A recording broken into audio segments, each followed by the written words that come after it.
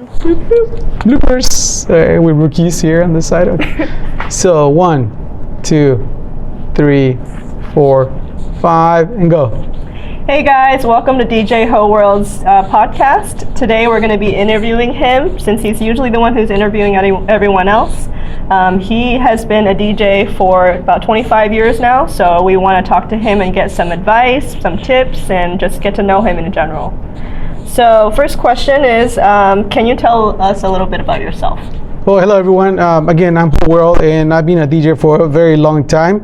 I started way back then. I actually started on turntables, but I quickly progressed into CDJs. One of the first CDJs that started coming out, not the CDJs that we know of today. But I've seen a lot of changes throughout the years as a DJ. I've seen a lot of DJs come and go, and it's just something that I love doing. I'm very passionate about what I do, and if I could do it for another, many years more to come, I'll keep on doing it.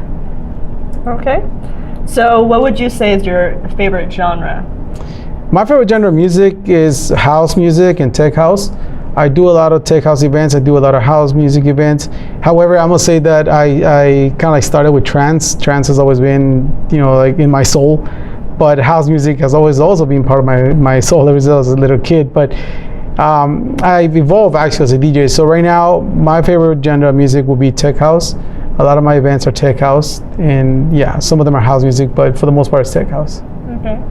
So I know we talked about this before, and you said that trance was like the emotional music, right? Yes. Is that one of the big things? Is like you get really into it, like emotional when you play the music? Yes, actually, there's a lot of comments about how trance is kind of like the connection between heaven and earth. And I actually believe that because it just puts you in a different, trance. It's just very emotional, very touching. No pun intended. Exactly, exactly. But yeah, it is very soothing music. Okay. Yeah, I would agree. And uplifting. Yeah. So you've been the DJ for 25 years now. Yes. You say. And would you say that it's been like up and up and up for 25 years, or? No. Actually, when I first started, it was kind of like a hit and miss type of thing. Get a gig here, get a gig there, and I started actually doing like the house parties, the little backyard parties. And yeah, I've been DJing for 25 years, but I started before that with a friend that he just threw me onto the turntables. We were at a party one day, and he's like, "Hey man, I gotta go, and can you take over?" And I had no idea what to do. He just like gave me like a crash course, like a 3-minute crash course. I said like, just let the song play, lift the needle, put the next needle on the next turntable, and just move the fader to this side to that side, and that's kind of like how I got started. But if you do the math, if I start doing the math and my memory allows it, it has been 25 years since I started doing it constantly. But again, it was kind of like hit and miss. I would get a gig here, a gig there, and for the past I would say 12 years, that's when I kind of like I decided to just quit doing all the house parties, and I started going to the club scene. And it was really hard because nowadays everybody wants to be a DJ. And so it was really hard because at one point I felt like my career was just gonna end there. I felt like I was at a dead end street and I wasn't going anywhere. And fortunately, I have a lot of friends that were very supportive of what I was doing, and they found the right ways to help me out. And because a lot of them, I'm here. I mean, a big shout out to DJ Oreo. He's one of the ones who kind of like, lifted me up from the ashes, and then I was picked up by Bobby from Polar Nights. He actually gave me my chance, and thanks to those people and many more along the way, but I wouldn't have time to mention them all in here. But thank you all, and because of that, my career has been coming up. Yeah, and recently I found out that you DJ'd on a movie set. Yes. Yes. That was exciting. It was exciting. It was a little cameo that I did for an independent film, and it's something about a bar. I can't even remember the title of the film, which is good because I'm not supposed to release it yet. There was some fighting. There was a fighting scene. So my scene was I'm the DJ. I'm in the booth. I'm spinning. A fry breaks out, and I'm supposed to get all scared and then freaked out, and I drop my headphones and I run out of the booth. It was a small cameo, but I mean it's something that I was like, wow. I mean I'm in the movie, So I was like, that was exciting. Yeah. That was really exciting. Yeah. Yeah, and the way that I found out about this was by seeing the little clip, and I don't think you were supposed to be filming that, right? Yeah. It's one of the things that, it's like, oh, look, I'm Instagram famous. I wanted to post it, but the guy said, okay, you know what, as long as you don't post any titles or any locations or anything, you're good.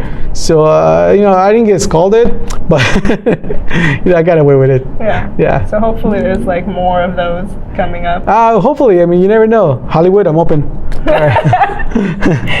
Yeah. So as far as music goes, would you say that you buy a lot of your music, or would you say that sometimes you use free songs also? At this point, I buy all of my music. I buy 99% of my music. I do get a lot of free music from producers. A lot of producers that want to showcase their work, and they hit me up and they say, hey, listen, you know what? I have a new track. Will you play it at your next event? And I'm more than happy to do so. I'm more than happy to do so because, in a way they're helping me, stand out from the crowd because I'm giving them something new, something different, something that no one has ever heard before. And, they're helping me because they're trusting me with their work. I mean, it's like, yeah, we help each other. Yeah. So yeah, at this point, I would say more like 90 because I do get a lot of tracks from producers. Yeah. But 90% of the time I buy my tracks, and the other 10% come from free producers that send to me for free. Okay. Mm-hmm. So would you say that there's a specific place you go to buy this stuff if they're not sending it to you? There are several stores online. There are several different websites where you can go in and buy music. Sadly, some of them will close after so many years, and so you have to look for another source of music. But for the most part, if you go online, there's online places such as like Beatport. There's Tracks something, and then there's also like a lot of music that you can actually request to get from different producers on Mixcloud. And okay. So there are different sources. In Amazon, for example, if you find a track that is a little bit more expensive on a specific site, you go to Amazon and check it out and get it for cheaper. Get everything on Amazon these days. Exactly, yeah. You don't even need Prime, you can deliver it right away. Yeah. Okay, so would you say that the reason why you mainly purchase music is because of you really strongly believe in paying people for the music they make, or does it have something to do with just because it's best quality? Both. I believe that if you're a producer and this is what you're trying to do, I believe in supporting you. I believe in supporting everyone that's in the music industry.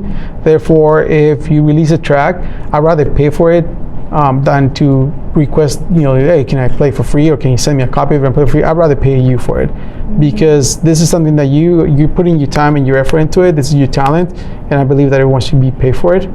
And then again, the audio quality, it's really good versus the mistakes that I did in the past, where I used to download illegal music, and I got burned one time. So I was like, nope, never again.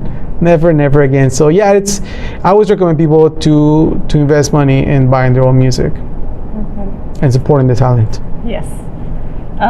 So as far as playing at different clubs and events and things like that, are you usually the type of DJ that plays the common type of music that's popular nowadays, or would you say that you tend to go for more of the underdog music? It really depends.